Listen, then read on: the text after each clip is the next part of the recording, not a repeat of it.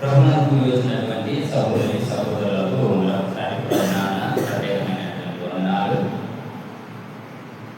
సమయంలో మరి దేవుని యొక్క మాటలు కొన్ని మనం ధ్యానిద్దాం.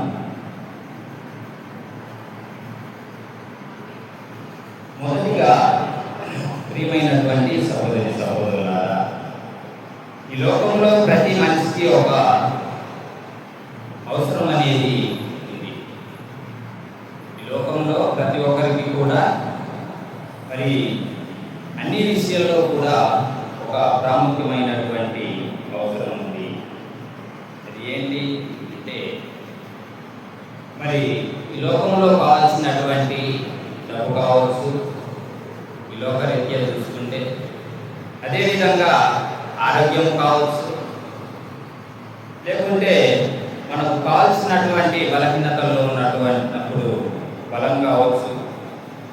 మరి అదేవిధంగా ఈ యొక్క డబ్బు, ఆరోగ్యము, ఈ యొక్క బలము మాత్రమే కాకుండా మనిషికి కావాల్సిందల్లా మనిషి యొక్క హృదయంలో లోతుగా ఉన్నటువంటిది ఒక గొప్ప ఆదరణ కోరుకుంటారు. ప్రతి మనిషి కూడా ప్రతి విషయంలోనూ, ప్రతి సందర్భంలోనూ కూడా, ప్రతి సమస్యలోనూ కూడా కోరుకునేది ఏంటంటే ఆదరణ. కాబట్టి ప్రతి మనిషికి కూడా కావాల్సింది ఆదరణ. దేవుని యొక్క ఆదరణ కావాల్సినటువంటి అవసరం ఉంది. అదేవిధంగా చిన్న ఉదాహరణకి ఒక చిన్న పిల్లవాడు పడిపోతే మరి తన యొక్క తల్లిని చూసి పరిగెడుతూ మరి తల్లి దగ్గరికి వెళ్ళేటువంటి వాడుగా ఉంటాడు. ఆ పిల్లవాడు ఆ యొక్క తల్లి దగ్గరికి ఎలా వెళ్తాడో మరి అదేవిధంగా ఒక యువకుడు విఫలమైతే ఎవరిలో ఒకటి ఆదరణ కావాల్సినటువంటి అవసరం ఉంది. మరి అదేవిధంగా ఒక ఒంటరిగా ఉన్నటువంటి ఒక వృద్ధుడు పడిపోయి ఉన్నప్పుడు మరి ఎవరిదో ఒకరి తోడు కావాల్సినటువంటి అవసరం ఉంది. ఎందుకంటే తనకు తానుగా నిలబడలేనటువంటి స్థితిలో ఉన్నాడు కాబట్టి మరి ఆదరణ ఇంకొక మనిషి యొక్క అవసరము ఆధారమై ఉన్నది. కాబట్టి ఈ యొక్క ప్రశ్న మనుషులకు ఆదరణ ఎప్పుడు ఉంటుంది అన్నటువంటి విషయాన్ని మనం చూసినట్లయితే కొన్నిసార్లు స్నేహితులు వదిలేస్తారు. కొన్ని విషయాల్లో మన అనుకునేటువంటి మన బంధువులు కూడా చేసుకోలేనటువంటి స్థితి మనకు ఉంటుంది. మరి అలాంటి పరిస్థితుల్లో కొన్నిసార్లు మరి సరైనటువంటి అవగాహన లేక పడిపోయేటువంటి వారముగా ఉంటాము. మరి అలా పడిపోయినప్పుడు మనిషికి కావాల్సింది ఏంటి అంటే దేవుని యొక్క ఆదరణ కావాల్సినటువంటి అవసరం ఉంది. అందుకనే ఇక్కడ చెబుతున్నాడు 2 కొరింథీయులకు రాసినటువంటి పత్రిక 1వ అధ్యాయము 3వ వచనం 4వ వచనం చూస్తున్నట్లయితే, కనికరమును చూపు తండ్రి, సమస్తమైన ఆదరణను అనుగ్రహించు దేవుడు, మన ప్రభు అయిన యేసుక్రీస్తు తండ్రి అయిన దేవుడు స్తుతింపబడును గాక. అంటే కనికరం చూపాల్సినటువంటి వారు ఎవరు అంటే దేవుడు కనికరం చూపేటువంటి తండ్రిగా మనకున్నాడు. సమస్తమైనటువంటి ఆదరణను కూడా అనుగ్రహించే దేవుడై ఉన్నటువంటి వారుగా ఉన్నాడన్న విషయాన్ని మనం మర్చిపోకూడదు. మరి అదేవిధంగా మన ప్రభు అయిన యేసుక్రీస్తు తండ్రి అయిన దేవుడు స్తుతింపబడును గాక.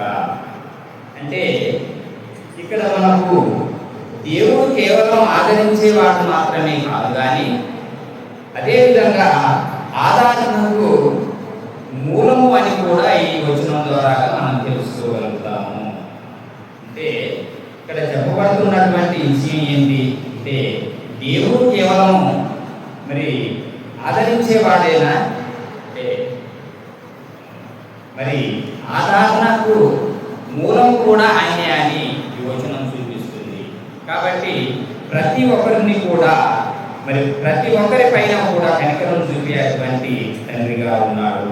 కాబట్టి అందుకనే యేసుక్రీస్తు తండ్రి అయిన దేవుడు స్తుతింపబడును గాక. కనికరమును ఆయన యొక్క ఆదరణను మనం పొందుకున్నటువంటి వారుగా ఉంటాము. కాబట్టి ఆయనను మనం స్తుతించాల్సినటువంటి అవసరం ఉంది. 4వ వచనంలో చూస్తున్నట్లయితే దేవుడు మిమ్మును ఏ ఆదరణతో ఆదరించుతున్నాడో ఆ ఆదరణతో ఎట్టి శ్రమల్లోనూ ఉన్నవారినైనను ఆదరించుటకు శక్తి గలవారమగునట్లు ఆయన శ్రమల అంతటిలో మిమ్మును ఆదరించుతున్నాడు. అంటే ఇక్కడ ప్రతి మనిషి బలహీనతలో దేవుని యొక్క ఆదరణ అవసరమైనది. ప్రతి మనిషికి బలహీనత ఉంటుంది. అది ఏ విషయమైనా కావచ్చు, లోకానుసారమైనటువంటి విషయాలు కావచ్చు, ఆత్మీయ సంబంధమైనటువంటి విషయాలు కావచ్చు. ప్రతి విషయంలో కూడా ఏదో విషయంలో, ధన విషయంలో కావచ్చు, బల విషయంలో కావచ్చు, మరి ఆరోగ్య విషయంలో కావచ్చు, ప్రతి విషయంలో కూడా మనిషి యొక్క బలహీనతలలో దేవుని యొక్క ఆదరణ అవసరమై ఉన్నది. ప్రతి మనిషి కూడా బయటికి బాగానే నవ్వుతూ కనిపిస్తుంటారు, కానీ లోపల చాలా బాధ అనేది ఉంటుంది. అది ఎవరికైనా చెప్పుకోగలిగేదా అంటే కానటువంటి విషయాలు కూడా ఎన్నో ఉన్నాయి. కాకపోతే ఏంటంటే మనిషి బాగానే బయటికి నవ్వుతూ ఉంటారు, అన్ని విషయాల్లో పాల్పొందుతుంటారు, పంచుకుంటూ ఉంటారు, కానీ లోన యొక్క మనసుని ఇరగదీసేటువంటి బాధ మనిషిలో ఉన్నప్పుడు మరి ఏ విధంగా ఉంటుంది అన్న విషయానికి వస్తే మరి కొన్ని సందర్భాల్లో కొన్ని శ్రమలు వస్తూ ఉంటాయి, పోతూ ఉంటాయి. కొన్ని చూస్తున్నట్లయితే ఆర్థిక సమస్యలు బాగానే వస్తుంటాయి. మరి ఆర్థిక పరంగా ఎన్నో విషయాల్లో కూడా మరి సమస్యలు వస్తుంటాయి. మరి సరైనటువంటి మరి ఆరోగ్యాన్ని బాగు చేసుకోవడానికి కానీ కావాల్సినటువంటి ధనం లేకపోతే కొన్ని సమస్యలు శరీరానికి సంబంధించినవి, మరి ఆహారానికి సంబంధించినవి, ప్రతి విషయంలో కూడా కొన్ని సమస్యలు తీర్చుకోలేని విధంగా ఆర్థికమైనటువంటి పరిస్థితులు కూడా వస్తుంటాయి. మరి అదేవిధంగా కొన్ని కుటుంబ సమస్యలు కూడా ఉంటాయి. కుటుంబంలో అన్ని విధాలుగా అన్ని క్రమంగా జరుగుతూ అన్ని విధాలుగా బాగానే ఉంటామా అంటే ఉండలేని స్థితి ఉంటుంది. ఎందుకంటే ఏదో ఒక కలహమో లేకపోతే ఏదో ఒక విషయంలో ఏదో ఒక బాధో ఏదో ఒకటి ప్రతి మనిషిలో ఉండాల్సినటువంటి బాధలే. కాబట్టి మరి అనారోగ్యము విషయంలో కూడా కొన్ని బాధలు వస్తుంటాయి. మరి అలాంటి విషయంలో అపజయాలు అంటే ప్రతి విషయాన్ని మనం అనుకున్నటువంటి నెరవేరకపోవడం వల్ల మరి అపజయాలు కూడా జీవితంలో వస్తుంటాయి, పోతూ ఉంటాయి. మరి అదేవిధంగా ఆత్మీయమైనటువంటి జీవితంలో కూడా బలహీనతలు ఉంటాయి. కాబట్టి ప్రతి దాన్ని కూడా మనం గ్రహించుకొని దానికి కావలసినటువంటి దేవుని యొక్క ఆదరణని మనం పొందుకోవాల్సినటువంటి అవసరం ఉంది. కాబట్టి అదేవిధంగా ఇక్కడ అలాంటి సమస్యలతో ఉన్నటువంటి వారికి దేవుడు కీర్తనల గ్రంథం నుంచి 34:18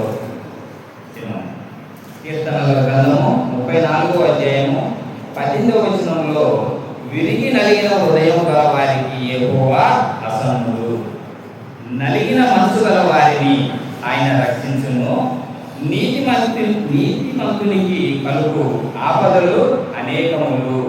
అంటే ఇక్కడ ప్రతి విషయంలోనూ కూడా విరిగి నలిగినటువంటి మరి మనుషులకి ఎలాంటి ఆదరణ ఇవ్వాలన్నటువంటి విషయాన్ని కూడా దేవుడు ఇక్కడ తెలియజేస్తున్నారు.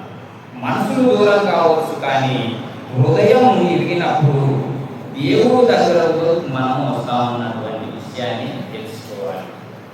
తిరిగి నలిగినటువంటి హృదయాన్ని దేవుడు రక్షిస్తాడన్నటువంటి విషయము మనం తెలుసుకోవాలి.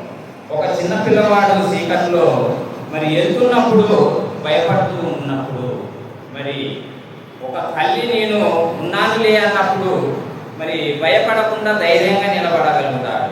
అంటే ఆ చీకటి పోయిందనే తనకు దగ్గర నుంచి మరి తన యొక్క ఎదుటి నుంచి ఆ చీకటి పోయిందని భయపడుకుంటున్నాడా అంటే కాదు. ఎందుకు కాదు అంటే చీకటి పోదు, తల్లి ఉన్నదన్నటువంటి ఆ యొక్క ధైర్యం, ఆ యొక్క ఆదరణని బట్టి ఆ యొక్క పిల్లవాడు ఆ యొక్క ధైర్యంతో ఉండగలుగుతాడు.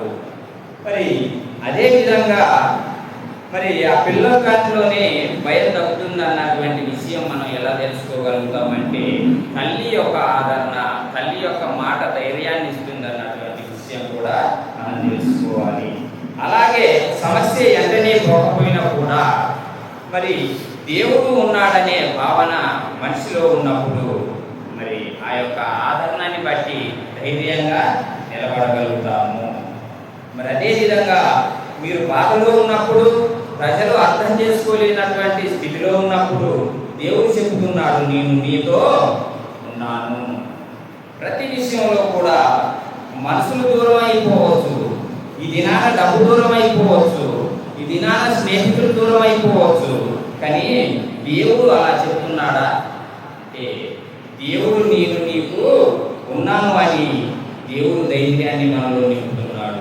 భయపడే సమయంలో దేవుని యొక్క ఆదరణ మనిషికి పోవాల్సినటువంటి అవసరం ఉంది. మనిషి ఎలాంటి వాడు? ప్రతి విషయంలో కూడా భయంతో నిలబడుతున్నటువంటి, భయంతో జీవిస్తున్నటువంటి వాడిగా ఉన్నాడు. కాబట్టి మరి ఎలాంటి భయాలయ్యి అంటే రేపేం జరుగుతుందో, రేపేమవుతుందో అన్నటువంటి భయం మనిషిలో ఉంది. మరి అదేవిధంగా రేపటి దినాన నా ఆరోగ్యం ఎలా ఉంటుందో, మరి ఆరోగ్యానికి మరి నేను కావాల్సినటువంటి సరైనటువంటి ఆహారం ఏం తీసుకోవాలన్నటువంటి భయంతో జీవిస్తున్నాడు. రేపు ఏం జరుగుతుందో అన్నటువంటి ఆలోచనతో కొంతమంది జీవిస్తున్నారు. మరి కొంతమంది రేపు నా ఆరోగ్యం ఏ విధంగా ఉంటుందో, నా పరిస్థితి ఏంటో అని కొంతమంది ఆలోచన చేస్తున్నారు. మరి కొంతమంది రేపటి దినాన నా పిల్లల భవిష్యత్తు ఏంటి అని అటువంటి ఆలోచించే అటువంటి తల్లిదండ్రులు కూడా ఈ లోకంలో ఉన్నారు.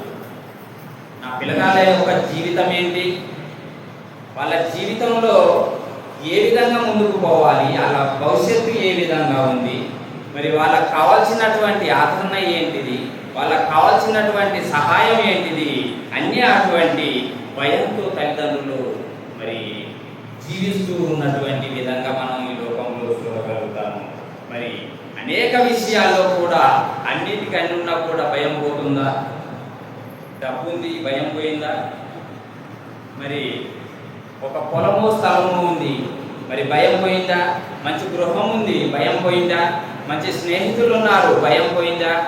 మంచి ఆదరించే అటువంటి కుటుంబం ఉంది, భయం పోయిందా? అంటే మన బంధువులు కానీ డబ్బు కానీ ఏది కూడా మనల్ని ధైర్యంతో నింపలేదు. మరి మనిషిలో ఇంకొక భయం ఉంది. అదేం భయం అంటే ప్రతి మనిషికి ఉండాల్సింది ఉన్నది మరణ భయం అనేది కూడా ప్రతి మనిషికి ఉంది. రేపు నేనేమన్నా అయిపోతే నా పిల్లల పరిస్థితి ఏంటి, నా కుటుంబం పరిస్థితి ఏంటి, నా భార్య పరిస్థితి ఏంటి అనే అటువంటి విధంగా మనిషి ప్రతిరోజు కూడా భయంతో నిండి ఉన్నటువంటి వాడుగా ఉన్నాడు అన్నటువంటి విషయాన్ని మనం తెలుసుకోవాలి. అందుకని ఇక్కడ యెషయా గ్రంథం నుంచి ఒక మాట చెబుతున్నటువంటి విషయం ఏంటంటే యెషయా గ్రంథము 41వ అధ్యాయము, యెషయా గ్రంథము 41వ అధ్యాయము 10వ వచనంలో చూసుకున్నట్లయితే 9-10 కమాండ్లు ఉన్నాయి. యెషయా గ్రంథము 41వ అధ్యాయము 10వ వచనంలో చూసుకున్నట్లయితే భూదిగంతముల నుండి నేను నిన్ను పట్టుకొని దాని కొనల నుండి పిలుచుకొనిన వాడన నీవు నా దాసుడవనియు నేను నిన్ను పిలుచుంపగా ఏర్పరచుకొనిననియు నేను నీతో చెప్పి ఉన్నాను.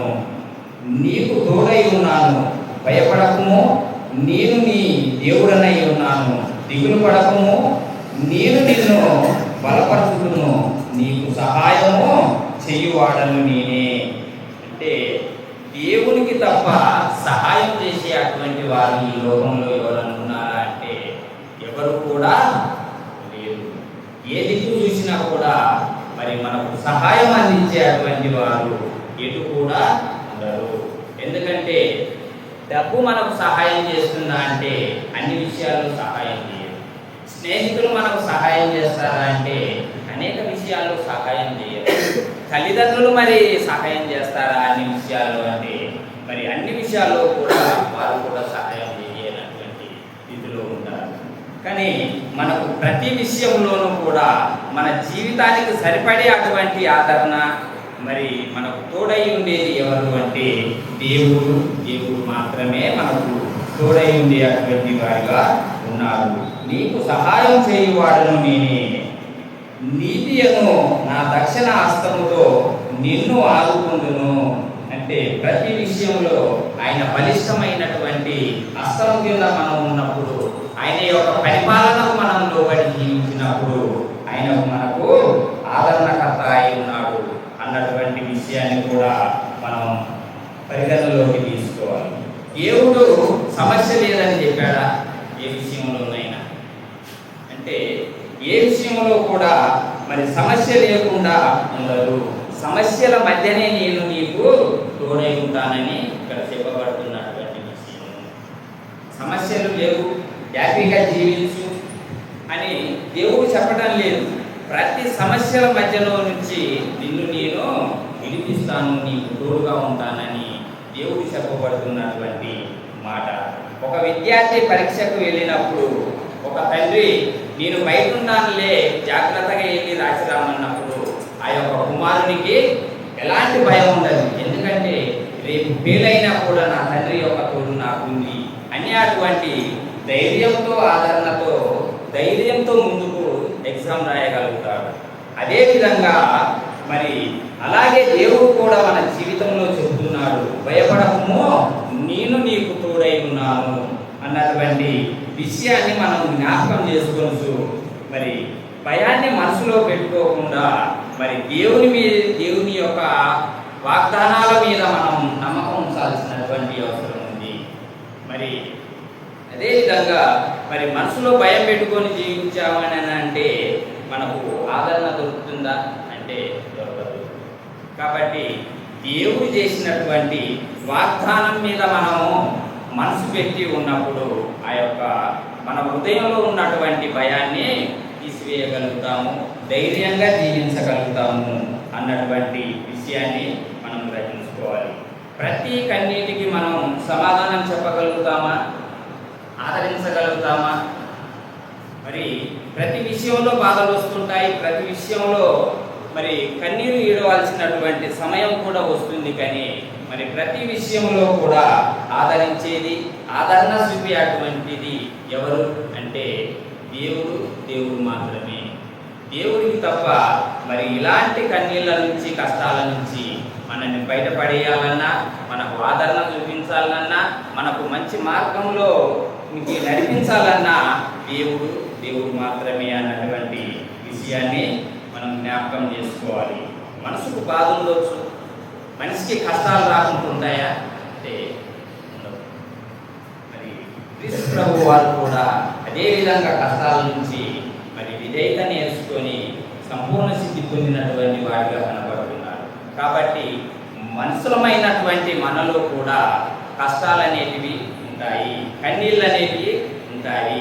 మరి వాటి నుంచి మరి దేవుడు మనకు తోడుగా ఉంటాడన్నటువంటి విషయాన్ని జ్ఞాపకం చేసుకోవాలి. ఆయన ద్వారాగా మనం ఆదరణ పొందుకునే అటువంటి వారంగా ఉండాల్సినటువంటి అవసరం ఉంది. మరి అవమానాలు వస్తూనే ఉంటాయి. మనం మంచి చేసినా అవమానాలు వస్తాయి, మనం చెడుగా ఉన్నా అవమానాలు వస్తూనే ఉంటాయి. మరి అదేవిధంగా అవి వస్తున్నాయని మనం అక్కడే ఉన్నామా అంటే సమాజంలో జీవించలేదు. ప్రతి విషయంలో కూడా మనకు దేవుని యొక్క సహాయం, ఒంటరితనంలో కూడా తోడు కావాలి. ఆ తోడు దేవుని యొక్క తోడు కావాల్సినటువంటి అవసరం ఉంది. అందుకనే కీర్తనల గ్రంథంలో మరి 56వ వచనంలో ఒక మాట చెబుతాడు కీర్తనకారుడు. 56వ కీర్తన 8వ వచనంలో చెప్తున్నాడు, నా సంచారములను నీవు లెక్కించి ఉన్నావు, నా కన్నీళ్లు నీ బుడ్డిలో ముంచబడి ఉన్నవి. అవి నీ కవి వలె కనబడుతున్నది కదా. అంటే మన యొక్క ప్రతి కన్నీటి కొట్టుకి కూడా దేవుని కాడ మరి ఆయన యొక్క గుడిలో ఉంచబడి ఉన్నాయి. మనం కార్చే అటువంటి ప్రతి కన్నీరుకు సమాధానం ఉంది. మనం కార్చే అటువంటి ప్రతి కన్నీటికి ఆదరణ అనేది అక్కడ ఉంది. అంటే దేవుని దగ్గర మనకు ఆదరణ అనేది ఉందన్నటువంటి విషయాన్ని మనం జ్ఞాపకం చేసుకోవాలి. మన బాధల్లో, మన భయాల్లో, కష్టాల్లో, శ్రమల్లో, అవమానాల్లో, నిందల్లో కూడా మనకు దేవుని యొక్క ఆదరణ అనేది అవసరము. ప్రతి ఒక్కరూ కూడా మన కన్నీళ్లు దేవునికి ఎలాంటివి విలువైనటువంటివిగా ఉన్నాయి అన్న విషయాన్ని మనం జ్ఞాపకం చేసుకోవాలి. మరి అన్ని గడిచిపోయినా కూడా దేవుడు చూస్తున్నాడు అన్నటువంటి మరి ప్రతి మనిషి కూడా ప్రతి సమస్య నుంచి మరి బయట పడాలన్నా కూడా, బాధలో ఉన్నా కూడా ప్రతి విషయాన్ని దేవుడు గమనిస్తూనే ఉంటాడు. ప్రతి విషయంలో దేవుని నుంచి మనం ఆదరణ పొందుకునేటువంటి విధంగా ఉండాల్సినటువంటి అవసరం ఉంది. మరి అదే విధంగా చిన్న ఉదాహరణ చూసుకుంటే, రాత్రి అందరూ కూడా మరి నిద్రపోయాక ఒంటరిగా ఏడ్చే అటువంటి మనుషులు కూడా ఈ లోకంలో ఉన్నారు. అంటే ప్రతి విషయంలో కూడా ఏ విధంగా ఉంటుందంటే, మరి బయటికి చెప్పుకోలేనటువంటి స్థితిలో అనేక మంది ఉంటారు. మరి అలాంటి స్థితిలో కూడా పక్కన ఉన్నటువంటి తల్లిదండ్రులకు కానీ, లేకపోతే ఒక తల్లిదండ్రులైతే పక్కన ఉన్నటువంటి తన యొక్క పిల్లలకు కానీ చెప్పుకోలేనటువంటి స్థితులు, ఇబ్బందులు ఎన్నో ఉంటాయి. అలాంటి సమయంలో మరి ఒంటరిగా ఉన్నప్పుడు తనలో ఉన్నటువంటి ఆ యొక్క బాధను ఎల్లగక్కే విధంగా మరి వారి యొక్క జీవితాలు కొనసాగుతున్నాయి అన్నటువంటి విషయం మనం జ్ఞాపకం చేసుకోవాలి. నువ్వు ఒంటరితనంగా ఉన్నప్పుడు కూడా నీ దేవుని యొక్క తోడు నీకు ఉంటుందనే విషయాన్ని మర్చిపోకూడదు. ప్రతి విషయంలో కూడా నేను ఒంటరిని అనేటువంటి ఆలోచన ఎప్పటికీ రాకూడదు. ప్రతి విషయంలో కూడా దేవుని యొక్క సహాయము, నేను నీకు తోడై ఉన్నాను అనే అటువంటి వాగ్దానాన్ని మనం పట్టుకొని ఉన్నప్పుడు ప్రతి విషయంలోనూ కూడా మనం ఎప్పటికీ కూడా ఒంటరి వారము కాము అన్నటువంటి విషయాన్ని మనం జ్ఞాపకం చేసుకోవాలి. మరి అదేవిధంగా ఈ సమయంలో మరి కొన్ని విషయాలు చూస్తున్నట్లయితే